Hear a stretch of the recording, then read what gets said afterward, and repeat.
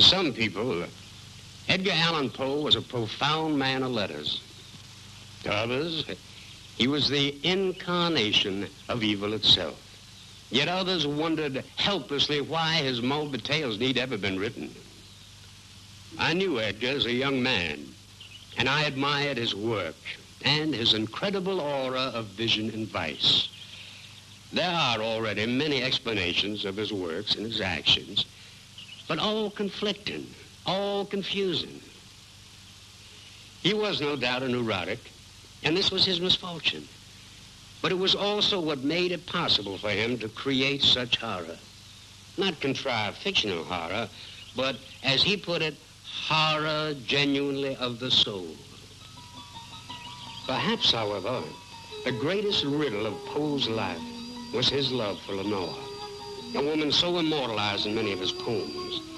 But in all these poems, she always appeared as the dead Lenore, the lost Lenore.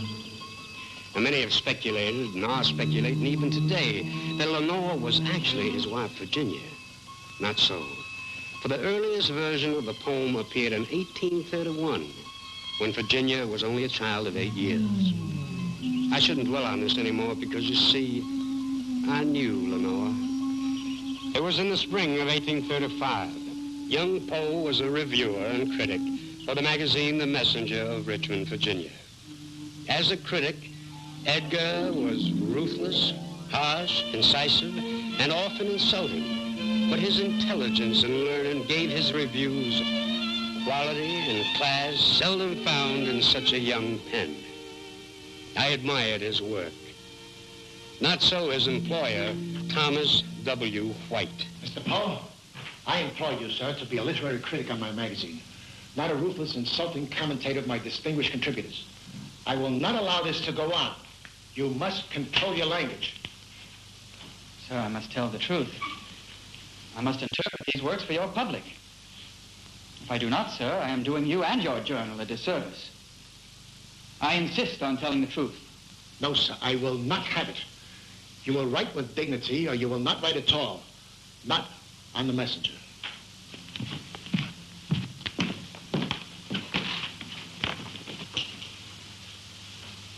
Edgar, I'm so sorry. Oh, Lenore, what am I to do? They don't understand me, they don't understand my work. Yet how am I to be otherwise? I shall not weaken my resolution.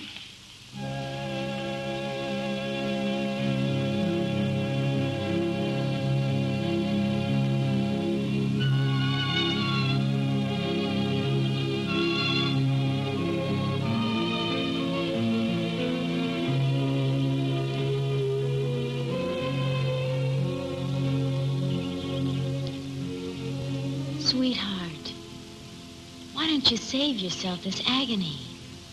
Concentrate on writing poems and stories. Oh, my darling, sweet Lenore.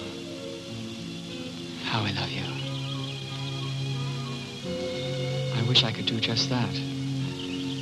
But you know I must earn my keep.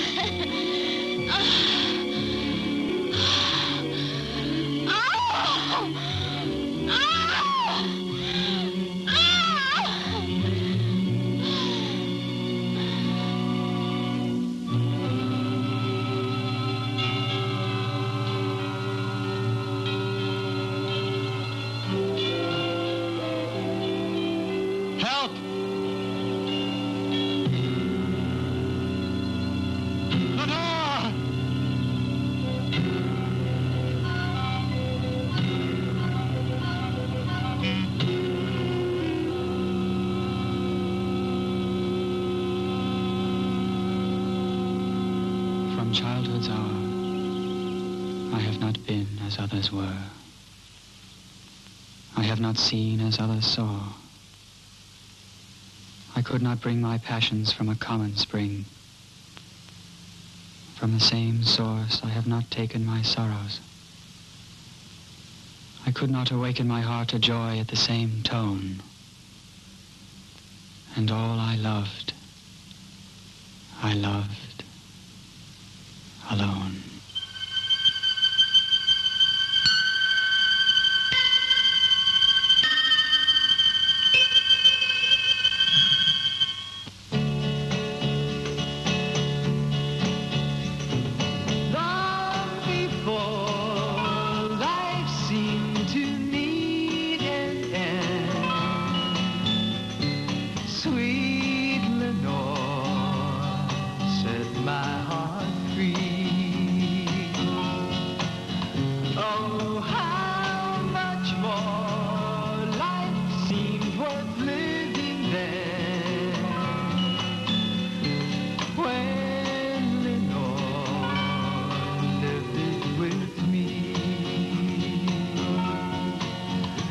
Like morning stars at daybreak, she faded and was gone. Like tides and currents they make, somehow I go on. Without Lenore, life doesn't mean a thing.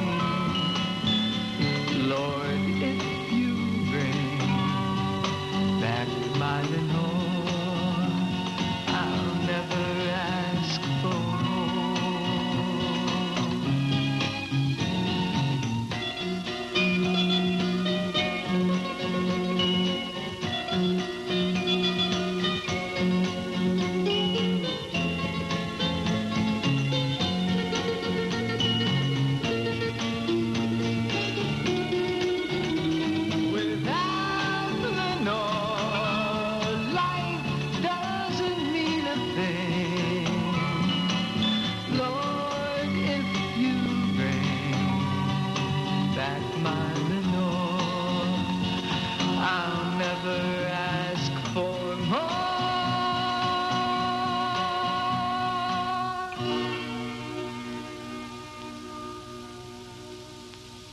How shall the burial rite be read? The solemn song be sung. The requiem for the loveliest dead that ever died so young. And so tragedy struck its merciless blow. Lenore was dead.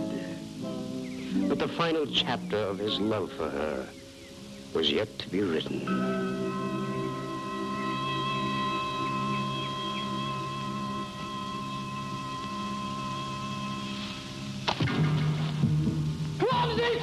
Edgar! It was an accident.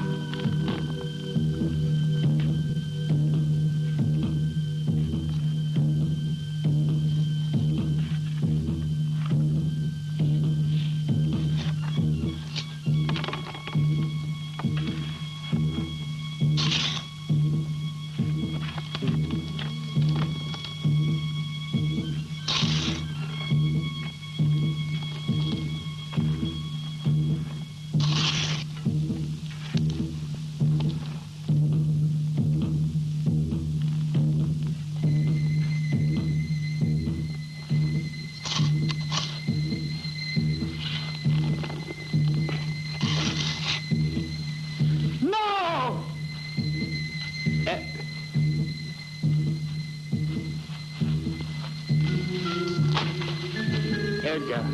Edgar, take hold. Edgar, don't make a fool of yourself. Please, leave us alone. Edgar, please.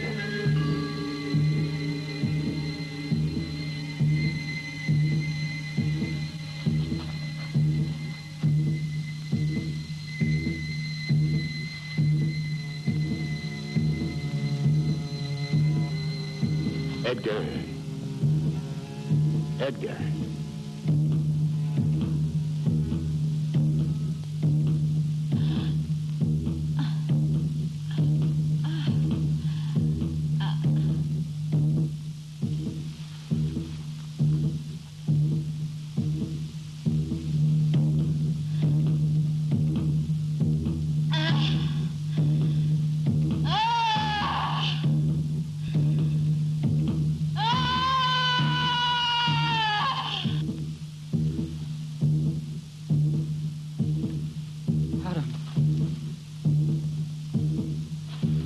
She's alive! She's alive! Help me! Help me! Help me! My God, she is alive. Give me something. Help, help.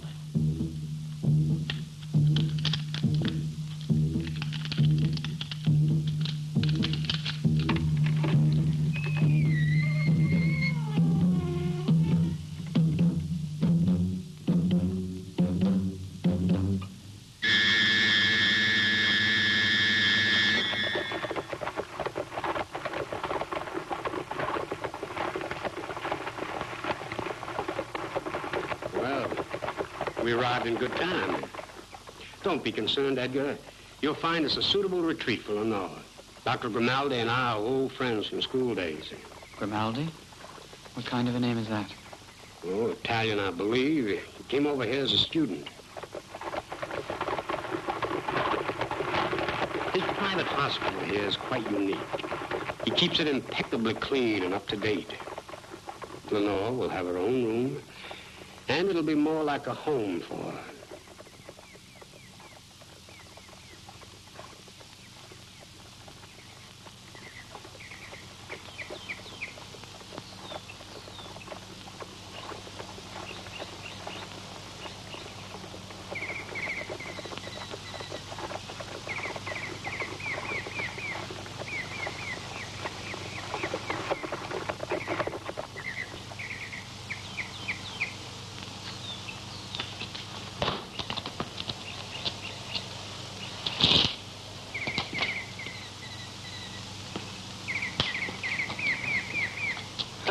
Adam, how good to see you again. Richard. And this is your patient, the young lady you wrote to me about. Yes, with her fiancé, Edgar Allan Poe. Poe, how do you do? Come with me, please.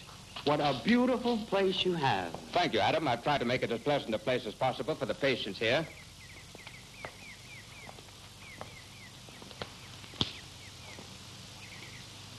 It's been quite some time, Adam. You haven't changed very much.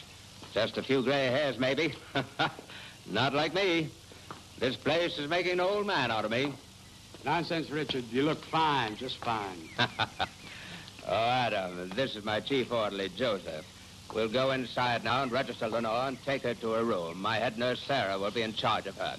Oh, Mr. Poe.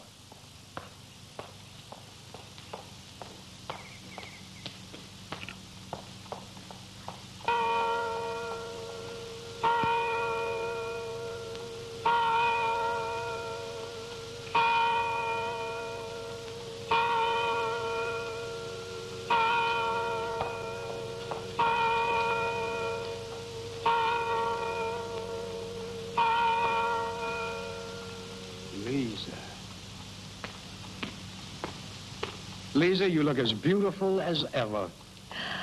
Adam, it's so good to see you again. I hope Richard realizes how lucky he is. I do. Oh, Lisa, this is the patient Adam wrote to us about. And this gentleman is her fiancé, Mr. Poe. Oh, Joseph, show Lenore to her room. We'll follow shortly.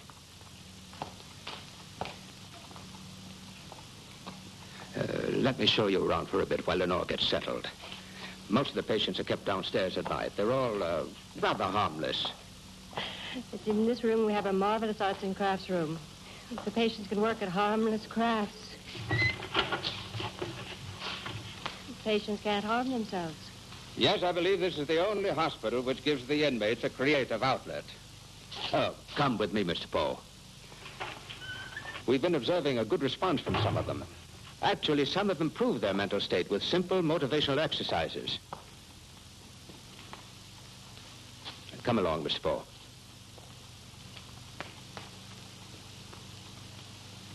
Mr. Poe, please. I'm writing a paper on it, and I think that someday more hospitals will use such activity in their treatments. Tell me, Mr. Poe, does Lenore have any special interests which we might use to reach her? No, she likes beautiful things. She loves to sing. Her singing might prove useful. She's totally unaware of everything right now, but in time. Yes. Lenore will always be here, on the upper floor. Here we are.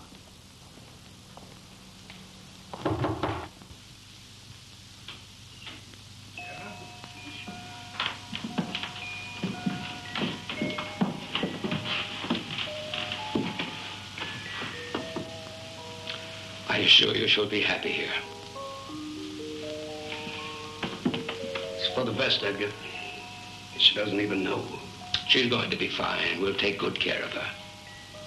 Don't you worry, Mr. Poe. She was such a wild, beautiful creature. Running free. Perhaps she'll be free again someday.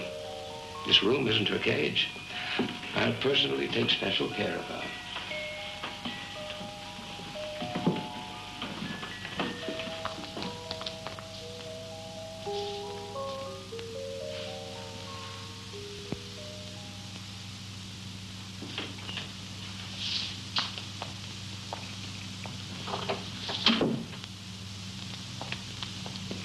It's her mind. If we're fortunate, we may find the key to unlock it.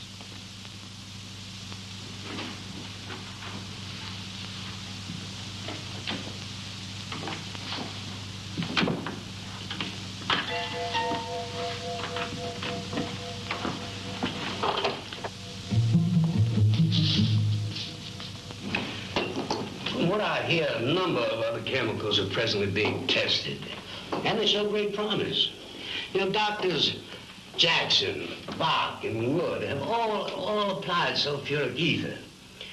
Now, can you imagine what that'll mean during an operation? Well, of course I can. Perhaps even better than you. Ever since John Goodman's experiments in 22, I've been doing some experiments of my own. And Dr. Grimaldi and I have extracted venom from snakes and used these successfully in our laboratory. Well, that's very interesting. Of course, extracting snake venom is as old as the hills. Whatever do you use it for? Well, let me just say that our experiments are quite unique.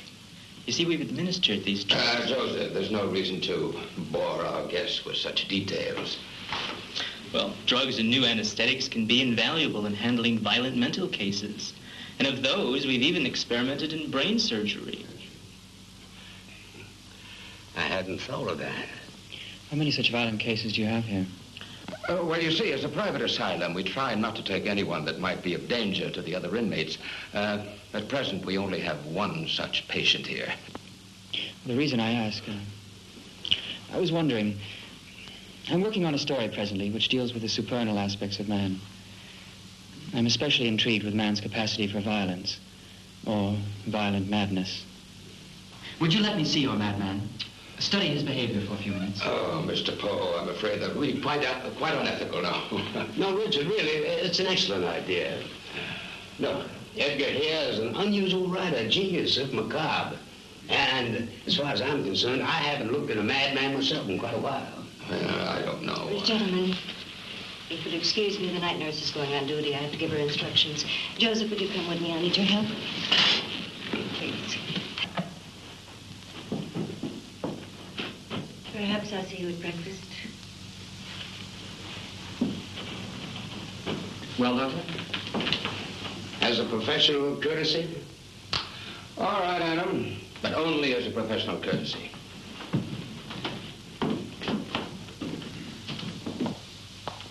I want you to understand that we're not running a sideshow here, Mr. Poe. All of our patients are paying guests, no matter how different they may be.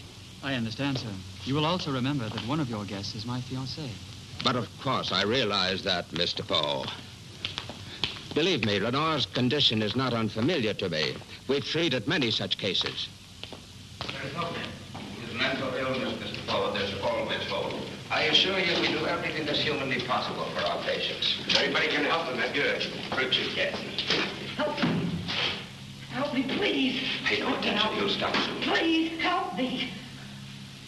Help me, please. I don't belong in here. Help! Please! Please. Get back there, Help me. You don't belong here. Please. You've got to believe me. I'm not insane. They put me here to get my money. Get back. I told you to be careful. If he grabbed you by the neck, he could have killed you without knowing it. Oh, forgive me, I know Mr. Poe's instinctive. And pay no attention to what he said. You know, such claims of commoneness with cattle insanity.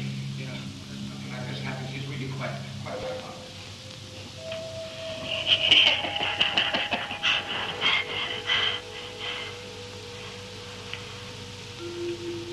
They want to kill me.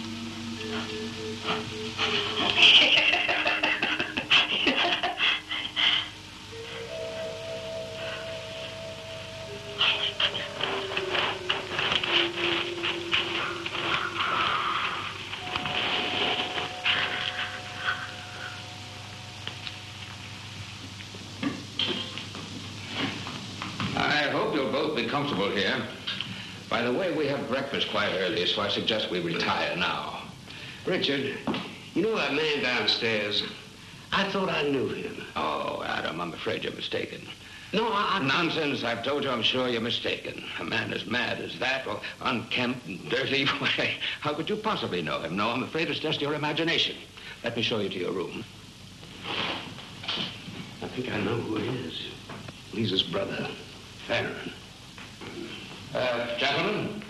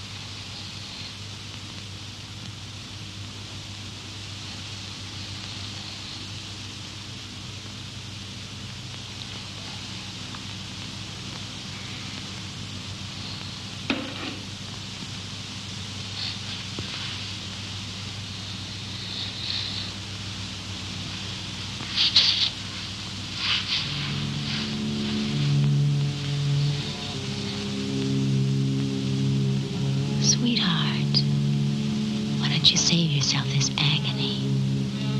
Concentrate on writing poems and stories.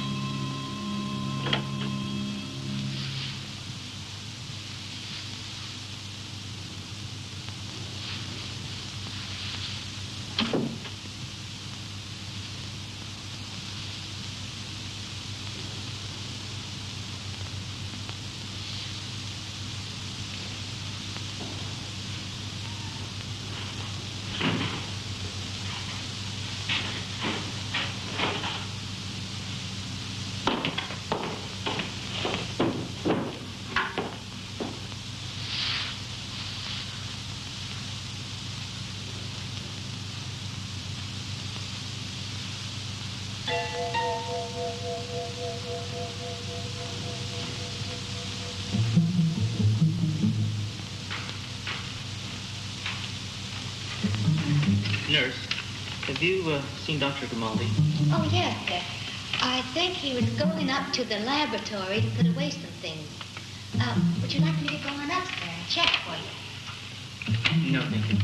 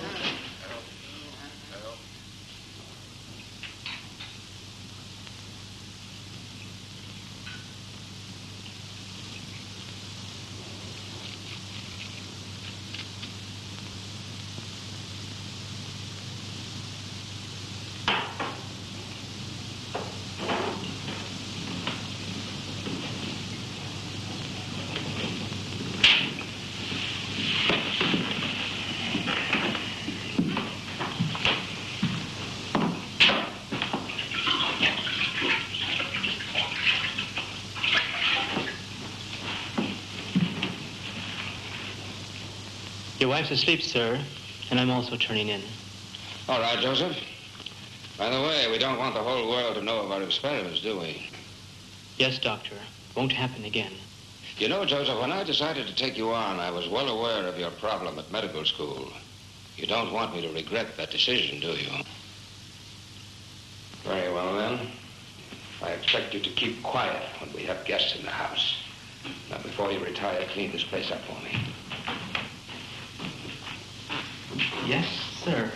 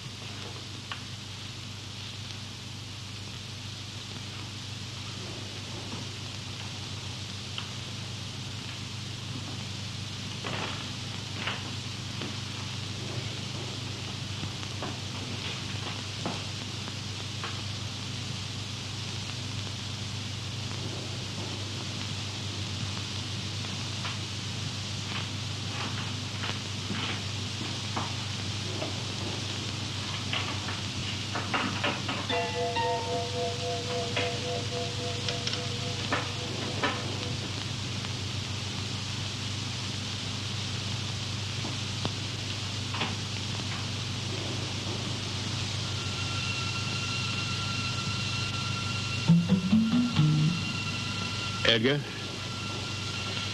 Edgar?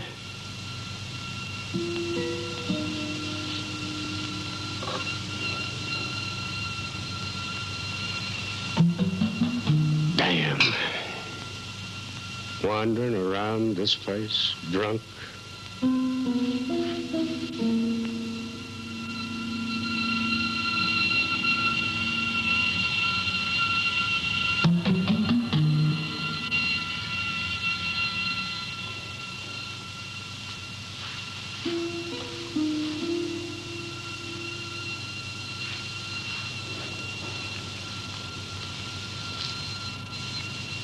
Yes?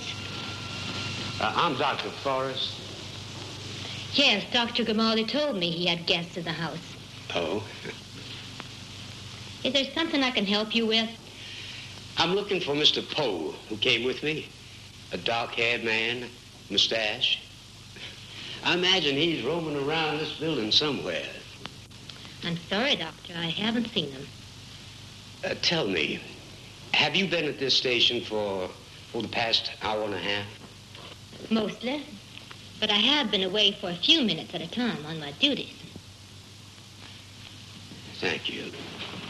Oh, if you do happen to see him, would you tell him to come to our room? Of course, Doctor.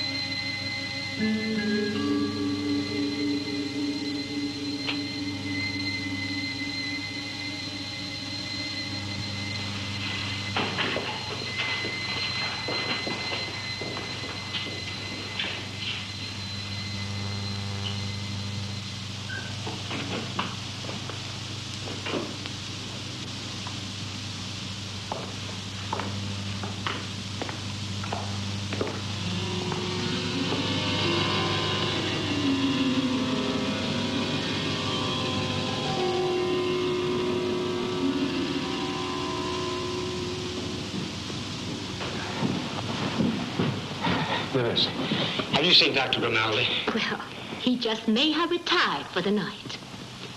I'll just take a look at his room. That won't be necessary. Now, what in blazes is going on here, Adam? Richard, downstairs. Remember the man who grabbed Edgar? Adam. I already know. Well, what happened? There's blood all over the place and he's gone. I know. He killed himself. With a splintered spike, he broke off the chair. Now, Adam, this must be kept quiet. Do you realize what will happen if word gets out that a patient in our care killed himself? Yes, I understand. I won't say anything. Thank you. By the way, what were you doing down there in the first place? It was Edgar. I woke up, and he wasn't in the room. I thought he might have gone to check on Lenore. Damn it, can't that man stay out of trouble? He has no business wandering around this hospital by himself. Oh, nurse, please check the guest room and the hallways for Mr. Poe. Yes, Doctor. Damn that man. Why would he want to wander around a place like this? I should have locked you both in. For safety, you know. You understand that? Yes, I understand. I'm sorry, Richard. Well, it's partly my fault. I should have been more careful. I've worked too long and too hard to let someone as irresponsible as Mr. Poe damage my good name and the reputation of my hospital. He's not in the room, Doctor. And your wife hasn't seen him either. Thank you, nurse. We must find him, madam, and quickly. I think we'd save time if he split up, but I don't want you to get lost, too. Would he be likely to have gone outside? He may have. All right, then, more practical if you check the grounds and I cover the house. Now, you'll need this.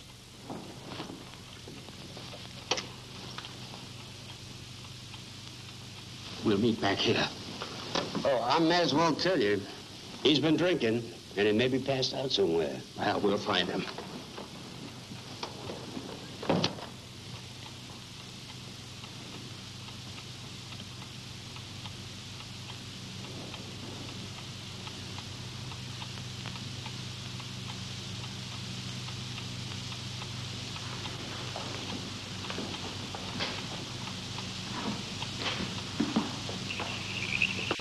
Edgar?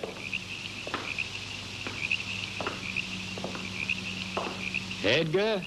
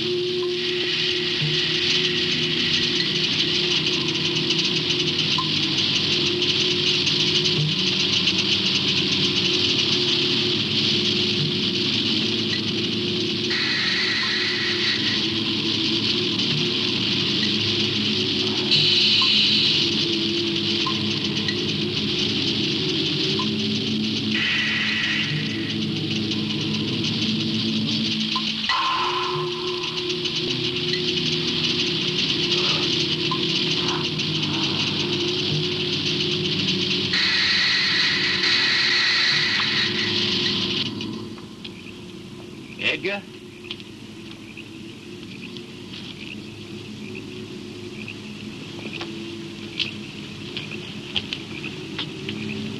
Edgar?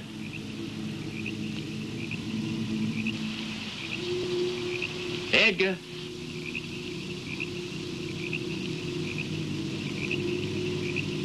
Edgar?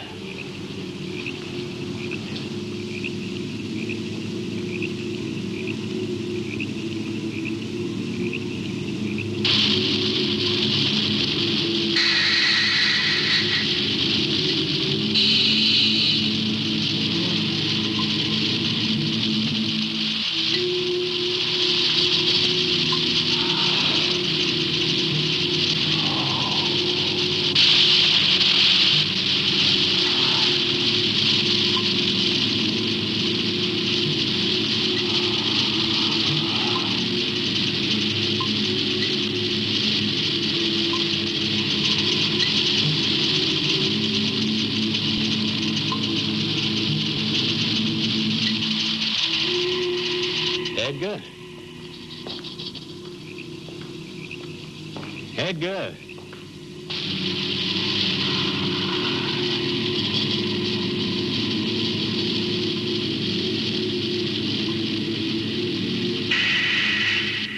Edgar?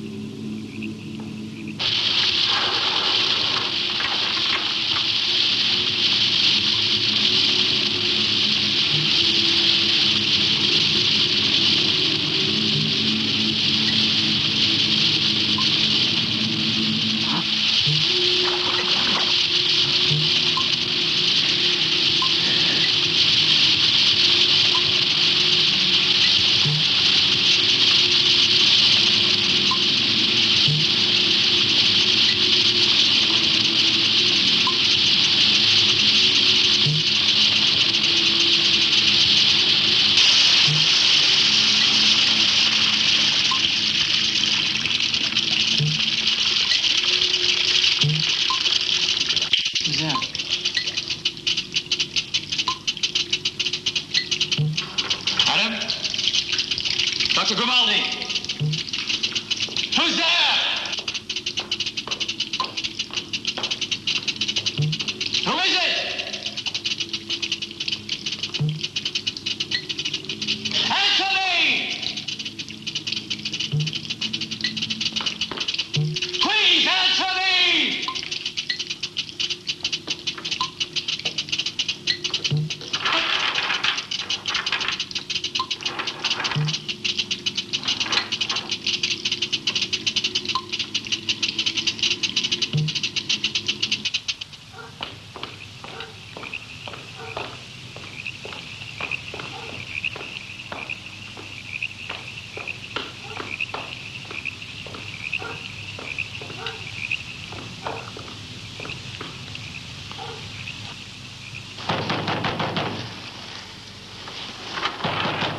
Richard! Richard, let me in!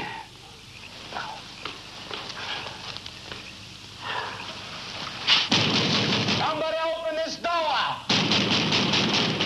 Open this door! Shh! Please keep your voice down, please. There are people sleeping here. Where is the doctor? He's up in the guest room with Mr. Paul.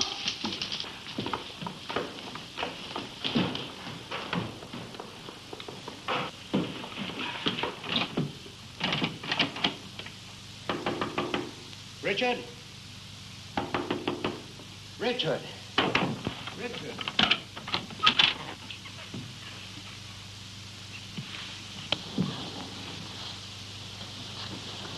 What happened? Where'd you find him? I found him in one of the lower corridors. He must have bumped his head during his drunken wandering.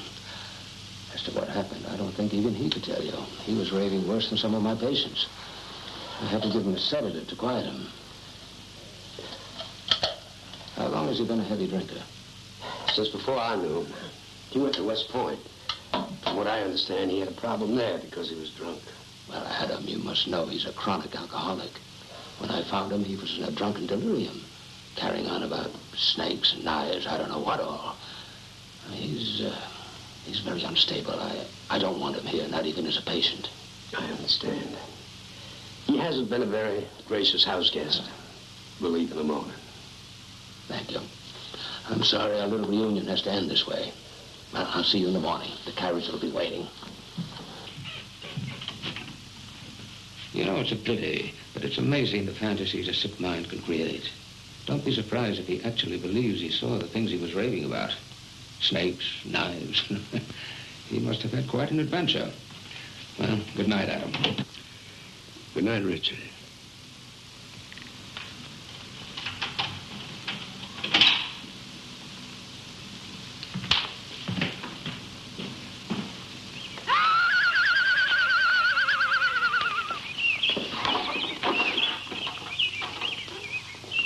When there's a noticeable improvement in Lenore's condition, I'll be sure to notify you immediately, Adam. Well, thank you, Richard. I appreciate that. Well, I guess this is goodbye. It was good having you here, Adam. Come back anytime. You're always welcome. Goodbye, Lisa. Goodbye, Adam. Sorry your stay was so short. Yes, all mine. but I'll be back. Come on, we still have to catch a stage in the village. Adam, Yes, Eliza. have a good trip. Thank you. We shall. Doctor! Doctor! I'll be right there. Goodbye. Come, my dear. Now, can we talk about it? No. But Adam, I swear, what I told you really did happen.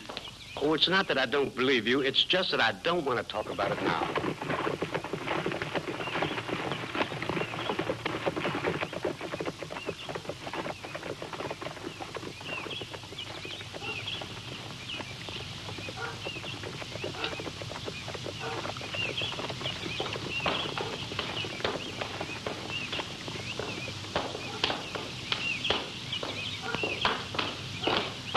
Lisa, are you all right? I must tell you that Adam recognized your brother Farron last night. I was very concerned that he might have guessed. We simply can't take any chances. Richard, the girl Lenore, are you going to do the same operation on her, too? But I must. Can't you see what this would mean for you, for me? Until now, I've only operated on men, but Lenore is perfect for our needs. It'll be all right, Lisa. I promise you, it'll be all right. Come, my dear.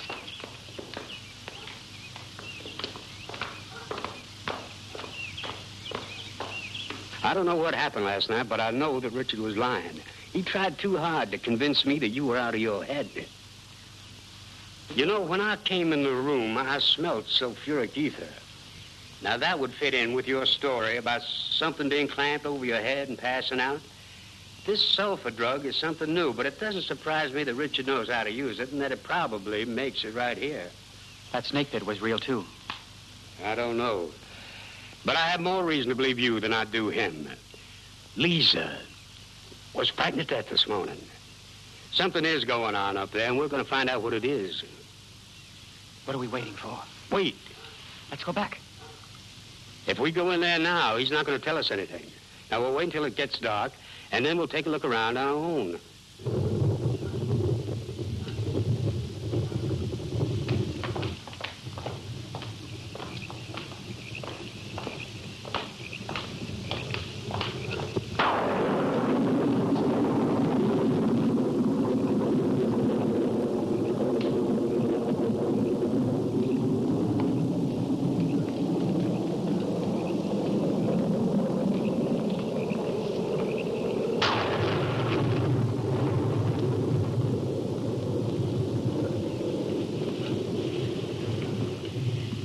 Nurse, prepare the patient and bring her when she's ready, will you, please? Yes, Doctor.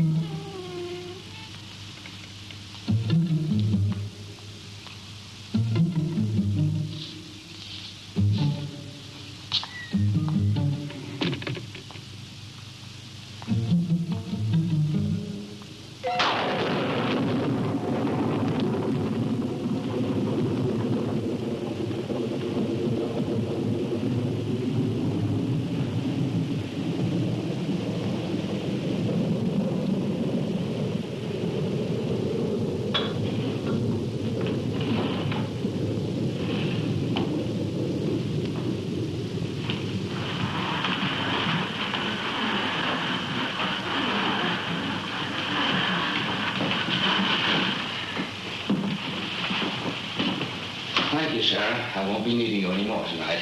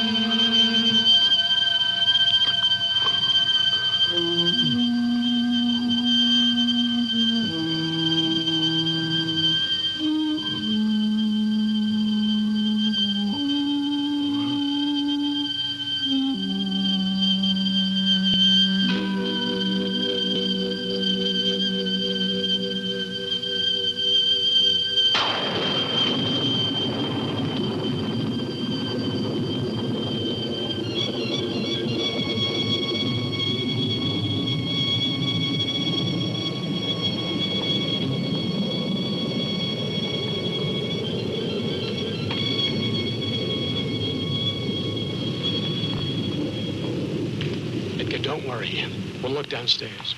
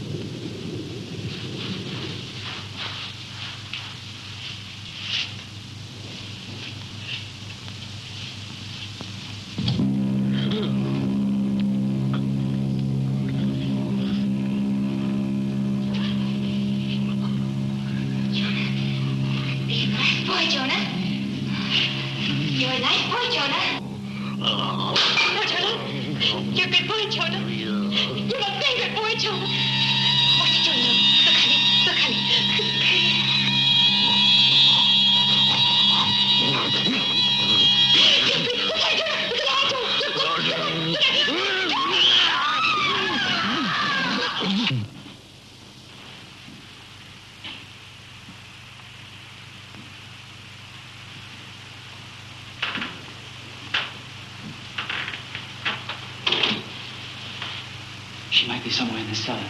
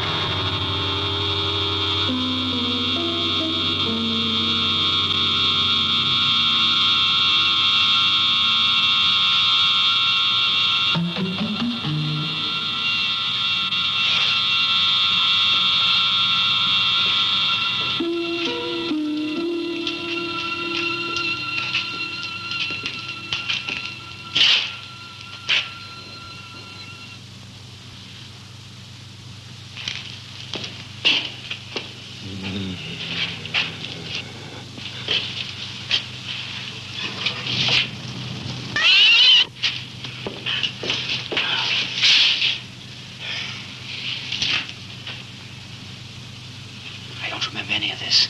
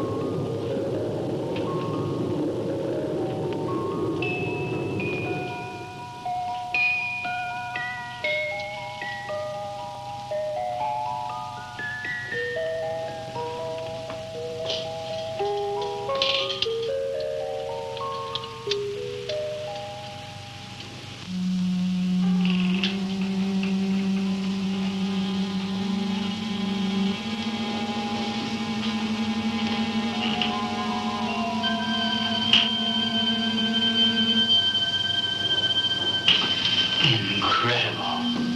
I can't believe it.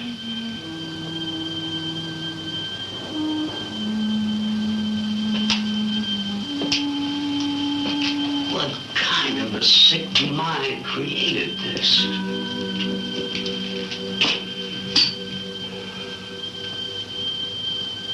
Adam, look at this.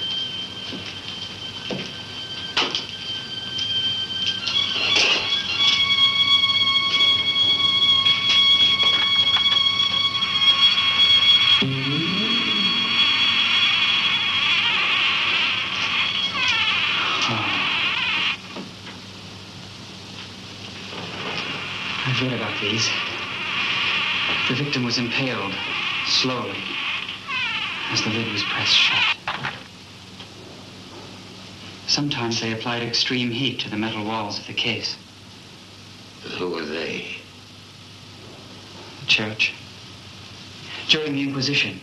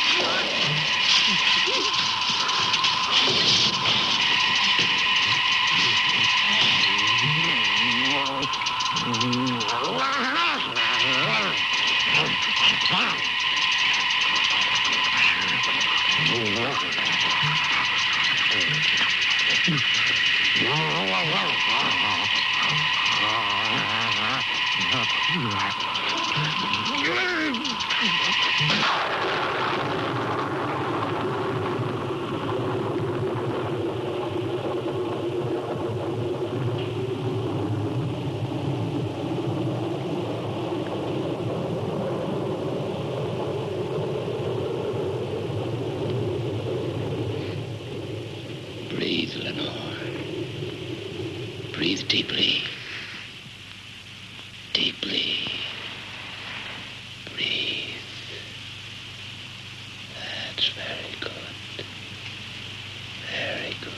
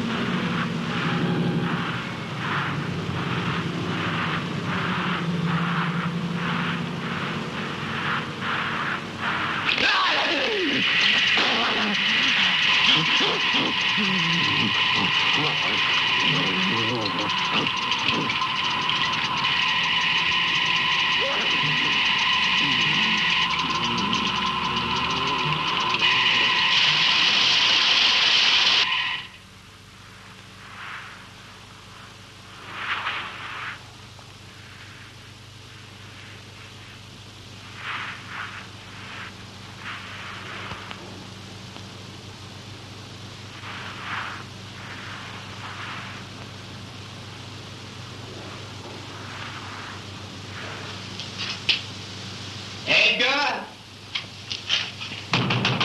Edgar! Edgar!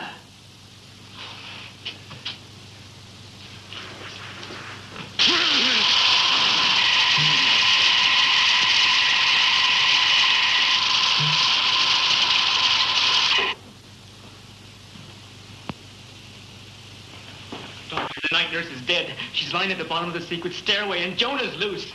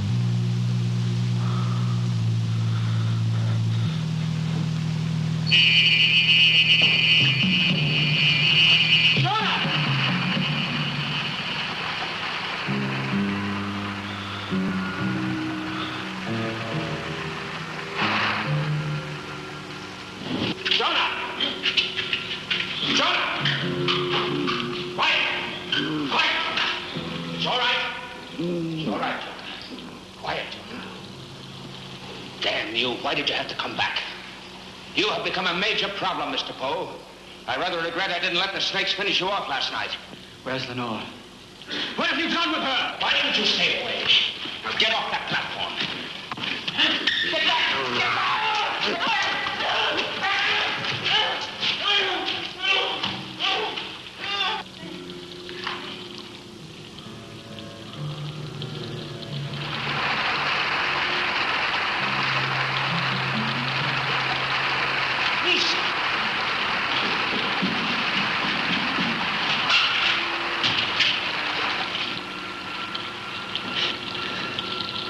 Lisa, don't.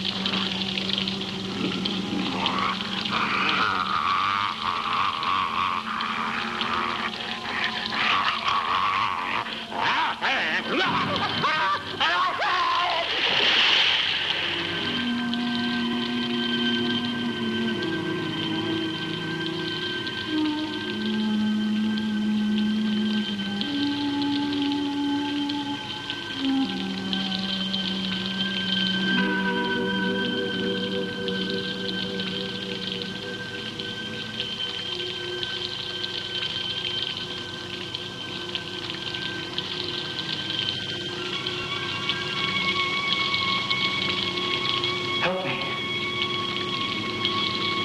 Please help me.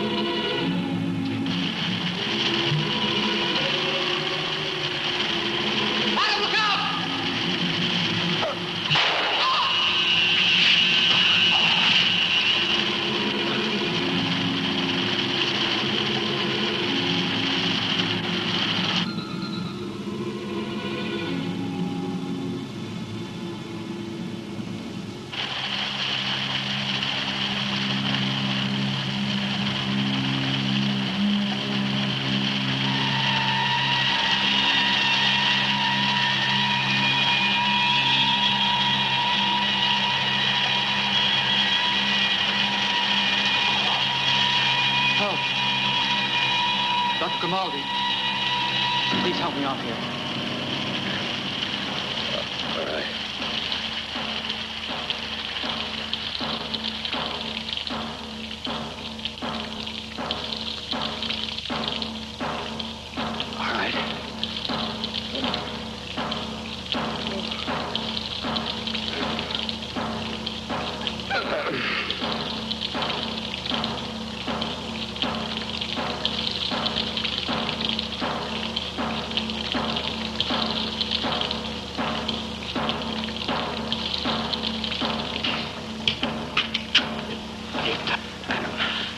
Lisa, where is she?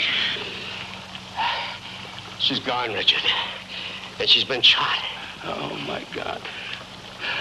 Adam, she doesn't know what she's doing. She's insane. She's insane. I kept her locked up at night to protect her, but somebody let her loose.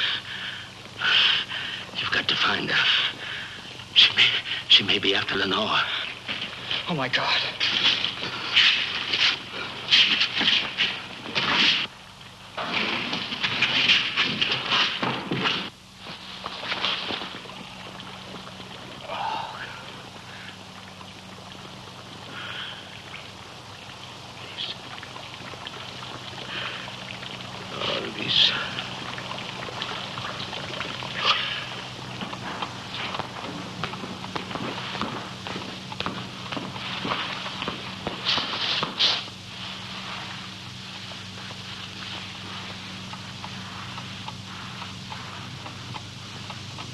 Lisa. Lisa, well done. Well done. Lisa. Oh, my God. Lisa. You've been shot. Who did this to you? Oh, no. You've been shot. Look, don't worry. I'll take care of it. Don't worry about a thing now. No! Lisa. No, Lisa. I'm your friend. I've been good to you. I released you. My plan worked. No, Lisa. I'm your friend.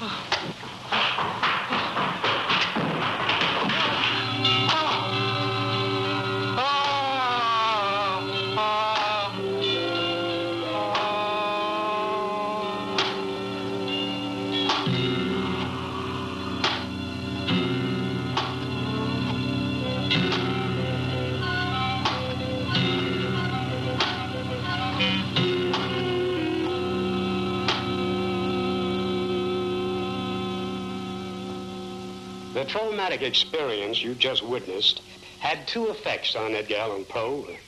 Within a few short months of the incident, Edgar married a child of 13, namely his cousin, Virginia Clem. It raised some eyebrows in Richmond, and there was a great deal of talk of incest. More importantly, however, from that day on, Edgar Allan Poe became obsessed with death, decay, and madness. All his works thereafter were to reflect these morbid, dark aspects of life. Though the experience left its mark on me, too. As for the beautiful Lenore, he never really forgot her. Years later, she nostalgically appeared again in his celebrated poem, The Raven. Ah, distinctly I remember. It was in a bleak December, and each separate dying ember wrought its ghost upon the floor. Eagerly I wished the morrow, Vainly I sought to borrow from my books a wreath of sorrow.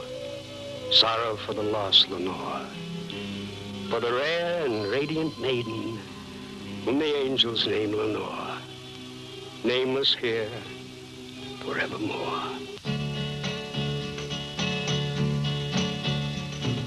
Long before life seemed to need an end,